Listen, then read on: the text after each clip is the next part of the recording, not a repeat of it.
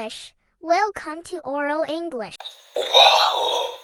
Kana booddee ani afaan Ingiliffaa hin danda'u jennee namoota afaan Ingiliffaa dubbatan irraan fagaan Oral English dandeettii dubbachuu, dhagahuu akkasumas barreessuu afaan Ingiliffaa keenyaa guddisuudhaaf kunoo as jira. Maarree irra deddeebiitiin viidiyoo kana haa daawwannu.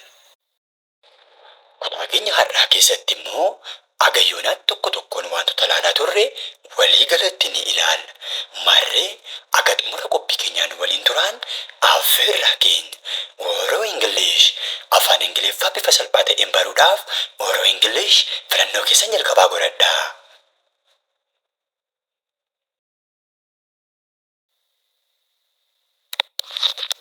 Yeroo baay'ee namni tokko haala bareedaatiin gara keenyatti yoo dhiyaatu yookiis immoo wanta baay'ee nutti tolu tokko gaafa inni godhu ati har'a guyyaa koo bareechite ni jenna. Kana jechuun you made my day jennaa jechuudha. Kana jechuun bakka namichi baay'ee nutti toleera, wanta baay'ee nutti tolu tokko godhe yookiin baay'ee nu kofalchiise yookiin baay'ee akka nuyi gammannu taasise jechuudha. So akka kana jennee afaan Ingiliffaatiin namicha afaan haasa'uu yoo barbaanne maal jennaa? You made my day. You made my day. You made my day. You made my day. You made my day. Guyyaa koo bareechite. Guyyaa koo naaf tolchite jechaa jirraa jechuudha. Akkuma kana nama baay'ee nama kofalchiisu tokko waliin haasa'aa jirra yoo ta'e immoo ati baay'ee nama kofalchiifta jechuu yoo barbaanne you are so funny. Ati baay'ee nama kofalchiifta jechaa jirraa jechuudha. Gochoota garaagaraa, komeedii garaagaraa hojjete yookiis akshinii garaagaraatiin haa ta'u namichi baay'ee nama kofalchiisa yookiis gochoota nama kofalchiisan ni raawwata yoo ta'e ati baay'ee nama kofalchiifta jechuu yoo barbaanne afaan Ingiliffaatiin you are so funny. You are so funny. You are so funny. You are so funny. You are so funny jennaa jechuudha. Akkuma kana immoo namni tokko gochoota nuyi irraa hin eegne yookiis immoo gochoota baay'ee paablikii keessatti yookiis hawaasa keessatti nama qaanessan tokko yoo raawwate yookiis yoo hojjete ni maratte jechuu yoo barbaanne are you crazy jechuu dandeenya jechuudha. Akka gaaffiittis ta'uu danda'a yookiis immoo akka ajaa'ibsiifannaa wayiittis ta'uu danda'a kun. Akka gaaffiitti yoo ta'e are you crazy jennee bifa gaaffiitiin ni maratte jechuu dandeenya jechuudha. Akkuma kana immoo maratte ati jennee ajaa'ibsiifachuu barbaanne are you crazy jechuu dandeenya jechuudha. Inni ni maraate. Inni kan akkas godhu yookiis immoo waan akkasii kana kan hojjetu hin maraate jechuu yoo barbaanne immoo maal jenna? Is he crazy? Maraate inni. Maaliif waan akkasii kana godhaa jechuu yoo barbaanne akka kana jennaa jechuudha. Is he crazy jennaa jechuudha. Isuma kana immoo isheen hin maraatte jechuu yoo barbaanne ishee hii kana isheetiin bakka buufne is she crazy jechuu dandeenya jechuudha. Maal jechaa jira jechuudha? Hin maraatte isheen hin maraatte jechaa jirra jechuudha. Takka immoo namni tokko waa ta'e wayii gaafa ta'uufi yookiis wanta ta'e gocha tokko wayiif badhaasa haa ta'u waanuma ta'e wayii gaafa argatu siif mala yookiis siif ta'a wanti kun jechuu yoo barbaanne afaan Ingiliffaatiin maal jennaa?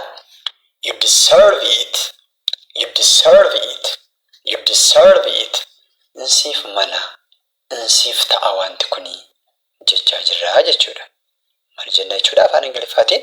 You deserve it. You deserve it. You deserve it. You deserve it. You deserve it.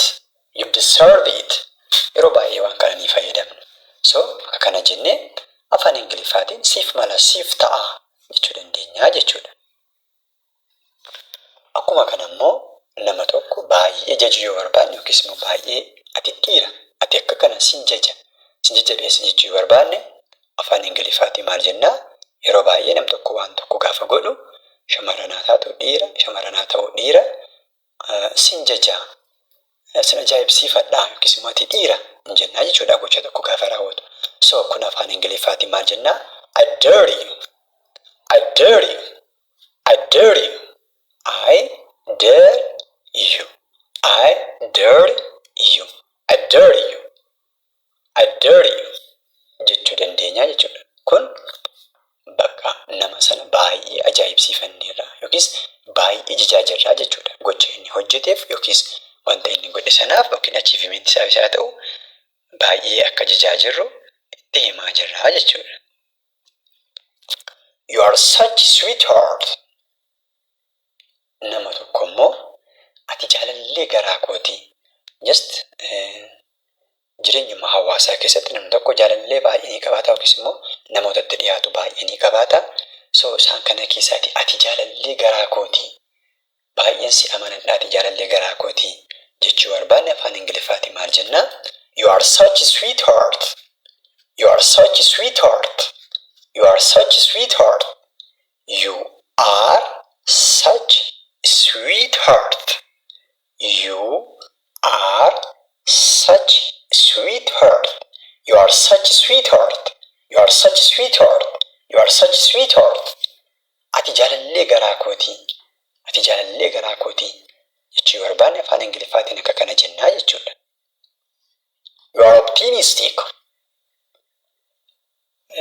Namni tokko jireenya isaa keessatti wanta godhe tokkoof yookiis immoo waa tokko wanta gochaa jiruuf abdiin qaba taanaan gara fuulduraatti akkas naa ta'a.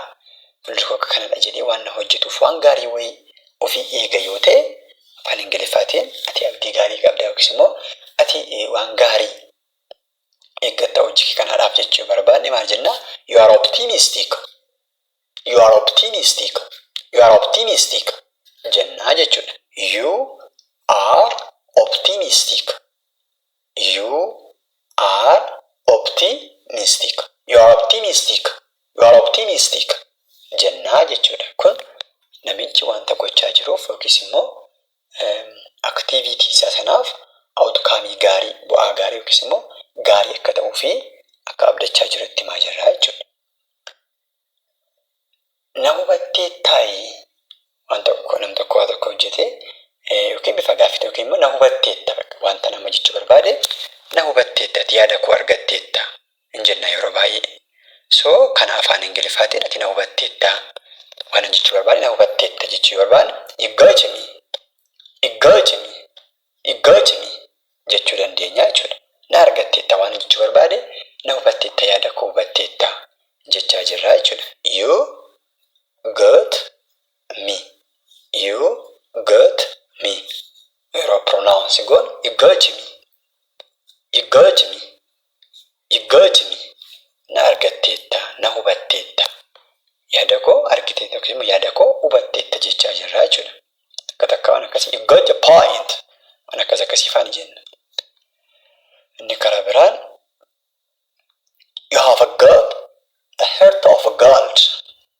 Namni tokko tokko ni jira.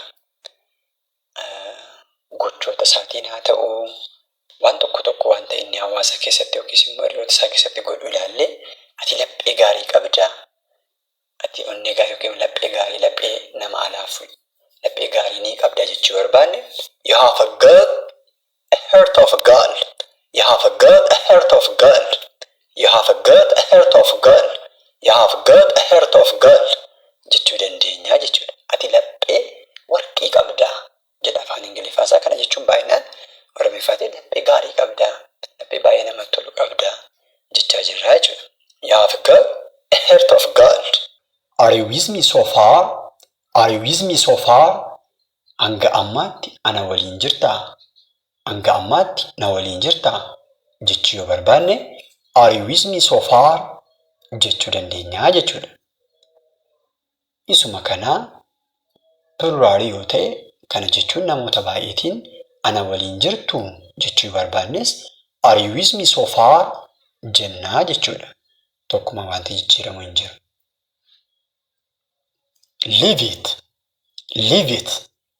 Dhiisi yookaan dhiisaa jechuu yoo barbaanne leave it. Leave it jechuu dandeenya jechuudha. Mee isin immoo afaan Ingiliffaatiin nama tokkoon ni jajjabaattaa? Ni jajjabaattaa jechuu yoo barbaanne maal akka jennu koomentii jala naaf kaa'aa. Ni jajjabaattaa jechuu yoo barbaanne maal akka jennu afaan Ingiliffaan koomentii jala naaf kaa'aa. Have you visited Dirreedawaa yet? Have you visited Dirreedawaa yet? Hanga ammaatti Dirreedawaa daawwattee beektaa jechuu yoo barbaanne yookiis Dirreedawaa deemtee beektaa jechuu yoo barbaanne akka kana jennaa jechuudha. Have you eaten your lunch? Have you eaten your lunch? Laaqana kee nyaatteettaa yookiis laaqana nyaatteettaa jennee nama tokko gaafachuu barbaanne afaan Ingiliffaatiin akka kana jennee gaafachuu dandeenya jechuudha. Have you won the game? Have you won the game? Tapha wayii otoo namni taphatu argineera. So taphicha mo'atteettaa jennee nuyi gaafachuu barbaanne have you won the game? Have you won the game? Jennee afaan Ingiliffaatiin gaafachuu ni dandeenya jechuudha. Kanaaf walii galatti gochoota present perfect ta'an present perfect tensetiin yookaan hinnaa kanaatiin kan ibsaman haasa'uu yoo barbaannu have plus subjectii yeroo baay'ee nama tokko nama second person ifaan haasofnu yoo ta'e iyyuu fayyadamna plus verb 3 fayyadamna jechuudha. Verb 3 yookiin part participle verbi sana fayyadamna jechuudha. Shall I erase it? Shall I erase it? Balleessuu yookiis balleessuu ni danda'a. Waan tokko barreeffameera yoo ta'e sana balleessuu ni danda'a jechuu barbaanne akka kana jechuu ni dandeenya jechuudha. Skip it. Skip it. Irra darbi yookiin bira darbi jechuu barbaannes skip it jechuu dandeenya jechuudha afaan Ingiliffaatiin. Give attention. Give attention. Sirriitti hordofi yookiin sirriitti caqasi jechuu barbaanne give attention. Give attention jechuu dandeenya jechuudha. Kana jennee afaan Ingiliffaatiin fayyadamuu dandeenya jechuudha. Be remind. Be remind. Yaadatti qabadhu yookiis sirriitti yaadadhu jechuu yoo barbaanne wanta murteessaa ta'e tokko be remind jennee afaan Ingiliffaatiin fayyadamuu dandeenya jechuudha. Fakkeenyaaf be remind that it is crucial. Be remind that it is crucial. Baay'ee barbaachisaa akka ta'e yaadatti qabadhu jennee nama tokkotti himuu yoo barbaanne akka kana jechuu ni dandeenya jechuudha. It is revealed. It is revealed. Agarsiifameera, mul'ateera jechuu yoo barbaanne it is revealed jechuu ni dandeenya jechuudha. This revealed that kun kan inni argisiisu wanti tokko ta'eera. So gocha sana irratti dhaabbanne kun kana argisiisaa sun sana agarsiisaa jechuu barbaanne this revealed that jechuun kun kan inni argisiisu kun kan inni argisiisu jechuu dandeenya jechuudha. Fakkeenyaaf this revealed that he is not interested. This revealed that he is not interested. Kun kan inni argisiisu namoota ta'e waliin waa ta'etu haasaa jirruuti. Namni ta'e wayii fedha akka hin qabne argisiiseera yoo ta'e kun akka inni fedha hin qabne argisiisaa jennee afaan Ingiliffaan haasa'uu yoo barbaanne this revealed that he is not interested. Akka inni fedha hin qabne argisiisa kuni jechaa jirraa jechuudha. This revealed that he is not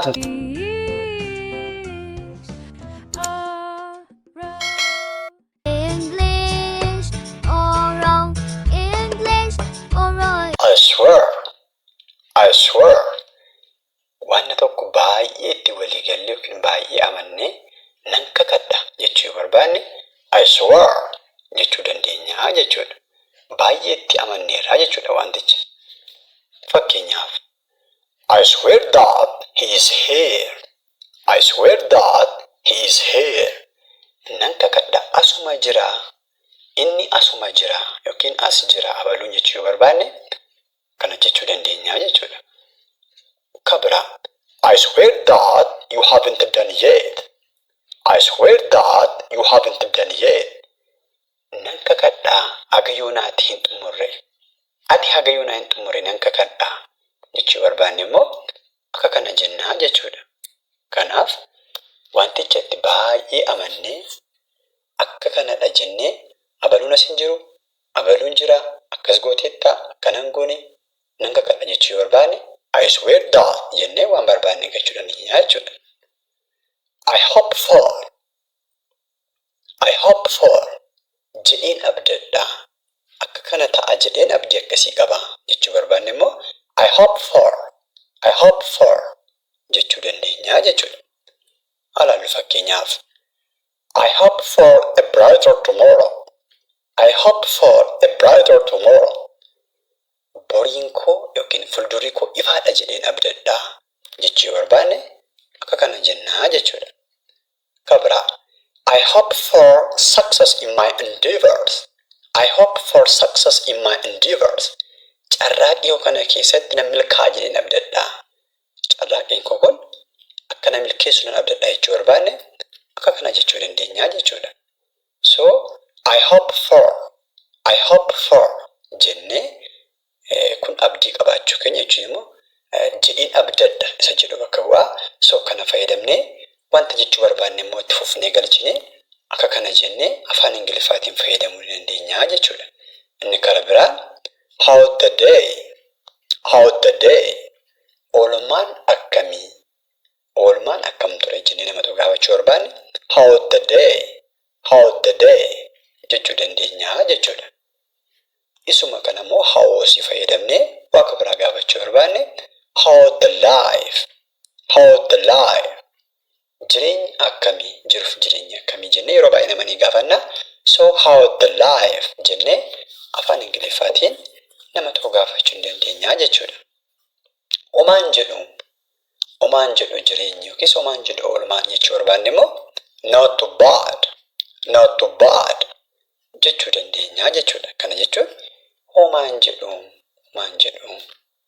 isa jedhudha jechuudha. See you later booda wal agarraa jechuu yoo barbaanne booda wal agarraa jennee nama tokko wajjin yeroo gargar ba'aa jiru booddee wal agarra jechuudha barbaanne see you later jechuu dandeenya jechuudha. Have a nice day guyyaa gaarii siif haa ta'u yookaan guyyaa gaarii qabaadhu jechuu yoo barbaanne nama tokkootiin have a nice day jechuu dandeenya jechuudha. Guyyaa gaarii siif haa ta'u guyyaa gaarii qabaadhu. Bon voyage imala gaarii karaa gaarii siif haa ta'u jechuu yoo barbaanne nama tokkootiin bon voyage jechuu dandeenya jechuudha. Oral English, oral English, oral English. The phone is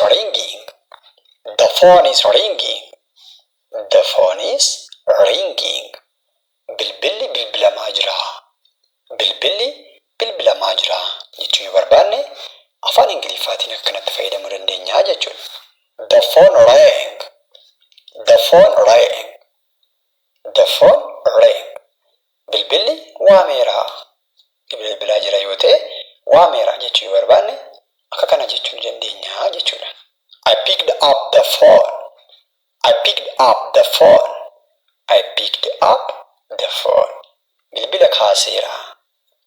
Bilbila kaaseera jechuu yoo barbaanne akka kana jechuu dandeenya jechuudha. I hung up the phone. Bilbila sana cufeera jechuu yoo barbaanne immoo I hung up the phone jechuu dandeenya jechuudha. Who is calling? Eenyutu bilbilaa jira jennee afaan Ingiliffaatiin gaafachuu yoo barbaanne who is calling jennee gaafachuu ni dandeenya jechuudha. I missed your call. I missed your call. Yeroo ati bilbiltee hin argine biran turre jechuu barbaanne I missed your call. I missed your call. Jennee afaan Ingiliffaatiin fayyadamuu dandeenya jechuudha. That sounds great. That sounds great. Gaariidha fakkaata. Wanti sun gaariidha fakkaata jechuu yoo barbaanne afaan Ingiliffaatiin akka kanaa jennee fayyadamuu dandeenya jechuudha. I'm so ecstatic. I'm so ecstatic. I am so ecstatic. Ani baay'ee gammadeera. Baay'ee natti tolee jira. Ani baay'ee gammadeera jechuu yoo barbaanne gammachuu keenya bifa kanaatiin afaan Ingiliffaatiin fayyadamuu dandeenya jechuudha. I'm so ecstatic. I'm not feeling good. I'm not feeling good. I am not feeling good. Natti tolaa hin jiru. Yookiin dhukkubaa jiraachuu danda'a yookiin haalli nu miidhuu dhiisuu danda'a. Natti tolaa hin jiru jechuu barbaanne afaan Ingiliffaatiin akka itti fayyadamuu dandeenya jechuudha. You are so lucky. You are so lucky. Ati baay'ee carra qabeessa. Ati baay'ee carra qabeessa jechuu yoo barbaanne akka kana jennee afaan Ingiliffaatiin fayyadamuu dandeenya jechuudha. It's boring. It is boring. Namatti hin tolu. Nama jibbisiisa yookiin namatti hin tolu jechuu yoo barbaanne afaan Ingiliffaatiin it's boring. It is boring jechuu dandeenya jechuudha. What can I help you? What can I help you? What can I help you? Maal si gargaaru? Maal si gargaaru? Jennee afaan Ingiliffaatiin akkanatti gaafachuu dandeenya jechuudha. That will be great. That will be great. Waan sun gaarii ta'a. Wanti sun wanta gaariidha ta'a. Jennee ibsachuu barbaanne afaan Ingiliffaatiin akka kana jechuu ni dandeenya jechuudha. Fakkeenyaaf that will be a great opportunity. That will be a great opportunity. That will be a great opportunity. Wanti sun carraa gaarii ta'a. Wanta carraa gaarii qabu ta'a. Jennee ibsachuu barbaanne akka kana jechuu ni dandeenya. Oral English. Oral English. Oral English.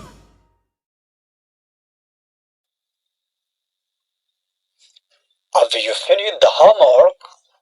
Have you finished the homework?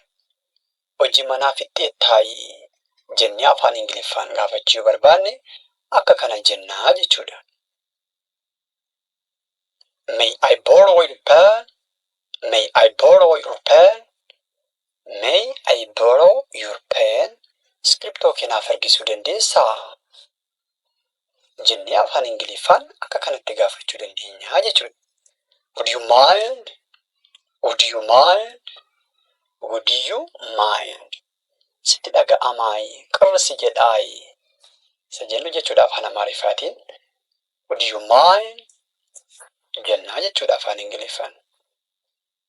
Fakkeenyaaf, would you mind if I asked you one question? Would you mind if I asked you one question? Gaaffii tokkoon si gaafadhe sitti tolaayi, sitti dhaga'amaayi. Gaaffii tokkoon si gaafadhe sitti tolaayi yookiin sitti dhaga'amaayi. English. Oral English. Oral Gaaffii tokkoon si English. gaafadhe sitti tolaayi yookiin sitti dhaga'amaayi. Hojjennee akka kanatti fayyadamuu dandeenya jechuudha. How far is it? How far is it? How far is it? How far is it? Hagam fagaata? Baay'ee fagoodhaayi. It is too difficult to perform. It is too difficult to perform. Dalaguutiif baay'ee ulfaata. Wanti kun dalagaan sun jechuudha. Dalaguudhaaf baay'ee ulfaata jechuu barbaanne afaan Ingiliffaatiin akkana jechuu dandeenya jechuudha. It is too simple to perform. It is too simple to perform. Dalaguutiif baay'ee salphaadha. Baay'ee salphaadha jechuu barbaanne immoo akka kana jennee afaan Ingiliffaan fayyadamuu dandeenya jechuudha. What is the time? What is the time? Yeroon meeqaa? Sa'aatiin meeqaa? Jennee nama tokko afaan Ingiliffaan gaafachuu barbaanne what is the time? Yookiis immoo what time is it? What time is it? jechuu dandeenya jechuudha. What is for lunch? What is for lunch? What is for lunch? Laaqanni maali? Laaqanni har'a nyaannu maali? Jennee nama gaafachuu barbaadu. What is for lunch? What is for lunch? Jechuu dandeenya jechuudha. What is for breakfast? What is for breakfast? Cireen maalinni? Kan cireef haadha qophaa'e yookiin wanti ciree nyaannu maalinni? Jechuu barbaanne what is for breakfast? Jechuu dandeenya jechuudha. What is for dinner? What is for dinner? Irbaanni hoo maali? Wanti amma irbaataaf nyaachuuf qophaa'aa jiru maalinni? Jennee yoo gaafachuu barbaanne what is for dinner? Jechuu dandeenya jechuudha. Galgala kana har'a galgala jechuu barbaanne tonight. Tonight. Har'a galgala jechuudha jechuudha. Har'a waa'ee galgalaa haasa'uu barbaanne yookiis galgala pirogiraamii qabna yoo ta'e tonight jennee fayyadamuu dandeenya jechuudha. This afternoon. This afternoon. Har'a waaree booda jechuu barbaanne immoo this afternoon jechuu dandeenya jechuudha afaan Ingiliffaatiin.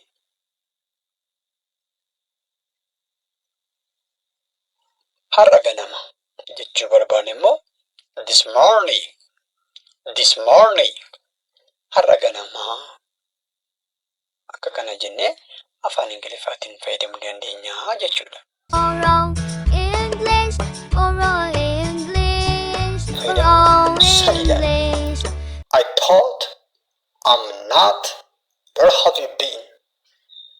Isaan kana sadan tokko tokkootiin ilaallaa jechuudha fakkeenya fayyadamneeti. Good. Yeroo hedduu akkasanatti fakkaatee ture. Akkasansee. Kanatti fakkaatee ture. Akkanatti fakkaatee ture. Akkasansee. Akkanansee. Jennee yeroo baay'ee jechuudha kan inni fayyadamna guyyaadhaa gara guyyaatti. So inni kun afaan Ingiliffaatiin maal jennaa? I thought. I thought. Akkasansee. Akkanatti fakkaate jechuudha jechuudha. So fakkeenyaaf dhufteettansee waan dhuftee natti fakkaate jennee nama tokkotti haasa'uu yoo barbaanne maal jennaa? I thought that you came. I thought that you came. Ani dhufteetta natti fakkaate. Dhufteettansee jechaa jirra jechuudha. Namichi garuu maanni hin dhufne jechuudha. Namichi hin dhufne garuu nuyi waan dhufe nutti fakkaate. I thought that you came. I thought that you came. Fakkeenya kabiraa fayyadamnusuma kanaan. Assignmentii xumurteettansee namichi garuu hin xumurre. Assignmentii xumurteettansee jechuu barbaanne maal jennaa? I thought that you have finished the assignment. I thought that you have finished the assignment. Namichi assignmentii hin xumurre. Garuu nuyi akka inni xumureerutti yaadneerra jechuudha. So I thought that you have finished the assignment. Waan fixeettu seenee waan fixeettu natti fakkaate akkanansee jechaa jirra jechuudha. Garuu namichi maanni hin finne jechuudha. Arjaansee lakkaatee hamaadha iddoo qunadhaayi. Arjaan natti fakkaatee turte jechuu barbaanne maal jennaa? Try it. Maal jennaa? I thought that you are generous. I thought that you are generous. I thought that you are generous. Ati arjaa natti fakkaatee turte garuu arjaa miti jechaa jirra jechuudha. Mee isin immoo isa kana mee yaala. Ani hamaadhaan sisee. Ani hamaadhaan sisee. Ani hamaadhaan sisee. Jechuu yoo barbaanne afaan Ingiliffaatiin maal akka jennu just leave it in the comment section. Leave your answer in the comment section. So gara lammaffaatti dabarru. I'm not. Ni lammaffaan I'm not. Ani akkas miti. Ani akka kana miti. Ani akkati jettu kana yookiis immoo akkati yaaddu kana yookiis immoo akka kana miti jennee dubbachuu barbaanne maal jennaa? I'm not. I am not jechuudha jechuudha. I'm not. I'm not. So fakkeenyaaf ani sassataa miti. Lakki ani sassataa miti jechuu barbaanne maal jennaa? I'm not greedy. I'm not greedy. I'm not greedy. Ani sassataa miti lakki. Ani sassatu jechaa jirra jechuudha. So I'm not greedy. Inni kabiraan lakki ofittuu miti ani. miti ani jechuu barbaanne maal jennaa? Maal jennaa? Who can try? Good. I'm not selfish. I'm not selfish. I'm not selfish. I don't selfish jenna? No. I'm not selfish. I'm not selfish. Ani ofittoo miti. Ani ofittoo miti jechaa jirra jechuudha. Well, mee isa gara sadaffaatti darbinu. So eessa oolte? Eessa turte? Jennee yeroo baay'ee nama ni gaafanna. So kana gaafachuudhaaf Ingiliffaatti maal jennaa? Where have you been? Where have you been? Where have you been? Where have you been? Jennaa jechuudha. Eessa oolte? Eessa turte? Jennee nama tokko specifically second person yoo ta'e kan nuyi faana haasa'aa jirru maal jennaa? Where have you been? Where have you been? Where have you been? Jennee eessa oolte jennee gaafachuu ni dandeenya jechuudha. Yoo abaluun eessa oole jennee waa'ee third person haasofna yoo ta'e third person ta'e singular yaa ta'u or plural. So waa'ee isaa haasofna ta'e fakkeenyaaf caaltuun eessa oolte jennee nama tokko gaafachuu barbaanne where has Chaltu been? Where has Chaltu been? Where has Chaltu been? Subjectiin machi keessatti fayyadamne singular dha yoo ta'e kan nuyi fayyadamne maal ta'a? Haasii ta'a jechuudha. Yoo subjectichi plural dha ta'e immoo maal ta'a? Haasii ta'a jechuudha. Where has Chaltu been? Or where has Tolaa been? Where has Tolaa been? Tolaan eessa oole? Achuman ture jennee immoo deebisuu barbaanne. Achuman ture. Bakkuma sanan ture jechuu barbaanne maal jenna? I have been there.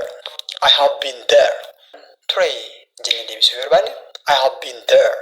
I have been there jechuu dandeenya jechuudha. How are you doing? How are you doing? Akkam jirta jennee afaan Ingiliffaatiin nama tokko gaafa gaafannu how are you doing jechuu dandeenya jechuudha.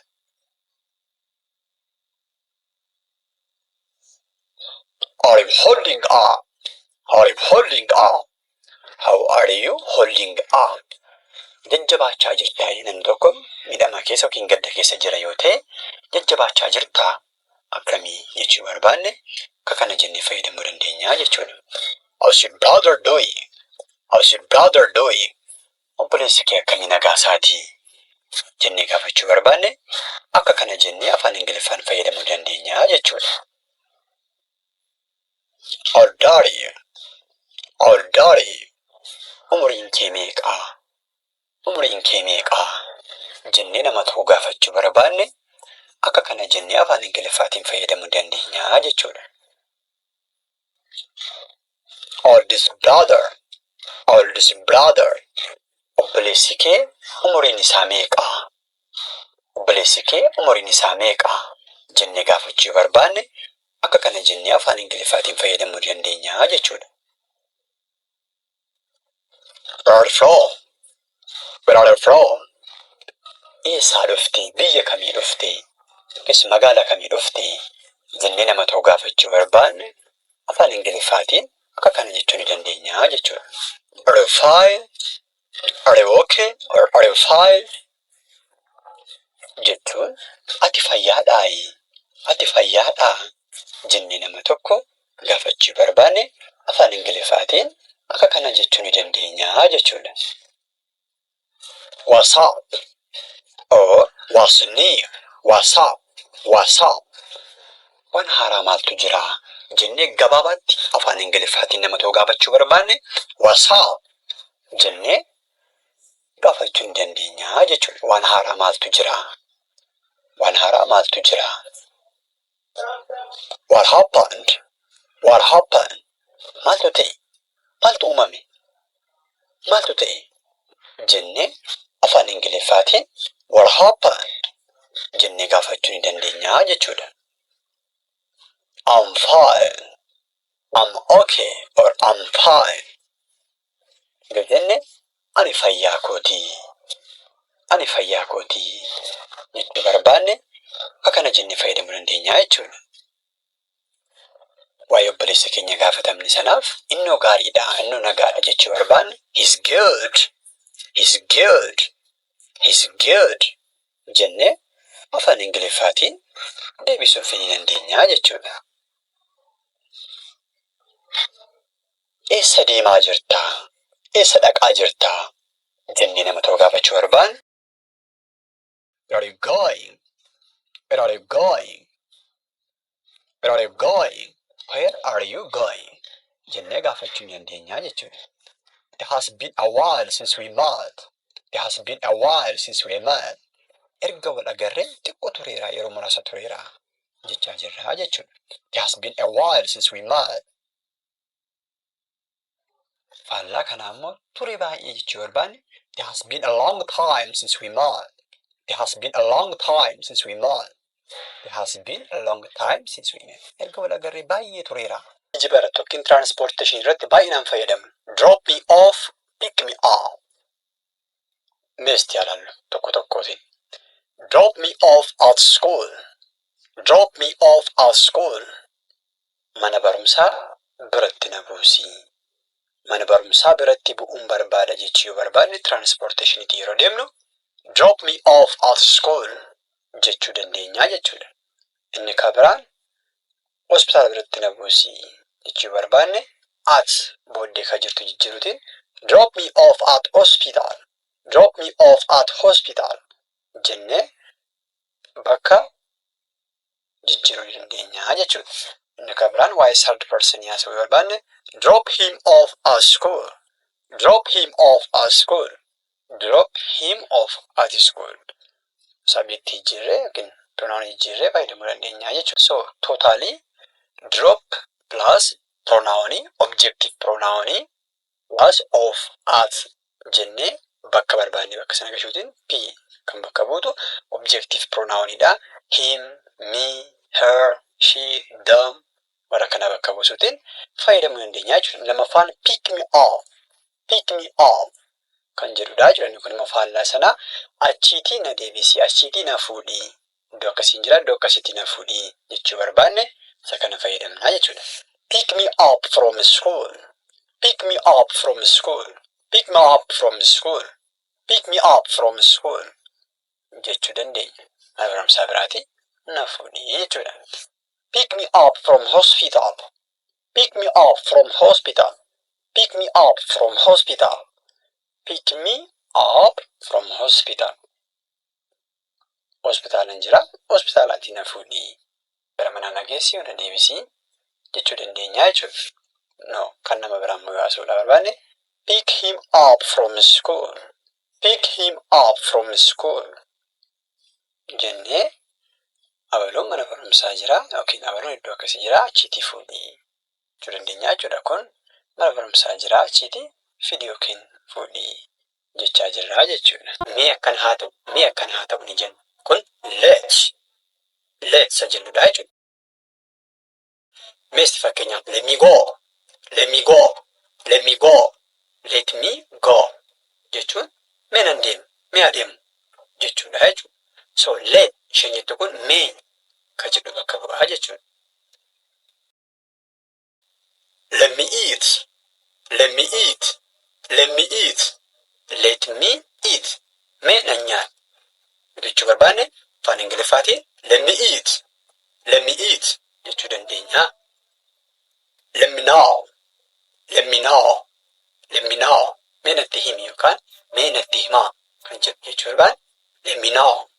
Let me know jechuu dandeenya. So let kan jedhu fayyadamne jijjiirraa jechuudha. Let him go. Waa'ee third person haasa'uu barbaanne inni adeemu yookaan isa gadhiisaa adeemu jechuu barbaanne immoo let him go. Let him go. Let him go. Let him go. Let him go. Jechuudha. Mee isa gadhiisaa adeemu jechuudha jechuudha. Let her go. Ishee gadhiisee adeemtu jechuu barbaanne immoo let her go. Let her go. Let her go jechuu dandeenya jechuudha. Gadhiisee adeemtu isheenii. Ishee gadhiisee jechaa jirra jechuudha. Waa'ee third person haasa'aa jirra. Amma immoo nama baay'ee taanee waa'ee keenya haasa'uu barbaanne let's go. Let's go jechuun let us go. Mee haa deemnu nuyi miti jechuudha. First person ta'ee plural gaafa ta'u baay'inni yoo jiraate let's go jechuu dandeenya. Ammoo waa'ee third person ta'ee plural yoo ta'e let them go. Let them go. Let them go jechuu dandeenya jechuudha. Let them go jechuun mee haa deemanii gadhiisaanii isaan adeemanii jechuudha. Let them go. Let them go jechuudha. So mee haa ta'u rakkoon qabu jechuu barbaanne immoo let be jechuu dandeenya. Mee haa ta'u jechuudha. Let be